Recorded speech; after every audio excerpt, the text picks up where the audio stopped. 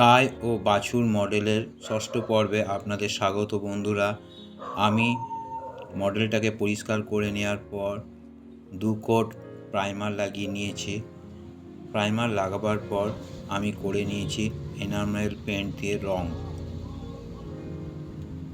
সম্পূর্ণ রং হওয়ার পর আমার মডেলটি দেখতে লাগছে ঠিক এই রকম। আর তার চারপাশে লাগিয়ে নিয়েছি ফ্রেম। এটা আমি বানিয়ে নিয়েছি ফটোর দোকান থেকে মাপ দিয়ে। তো সম্পূর্ণ কাজ হওয়ার পর আমার মডেলটি দেখতে লাগছে ঠিক এই রকম, যা এখন দেয়ালে লাগাবার জন্য প্রস্তুত।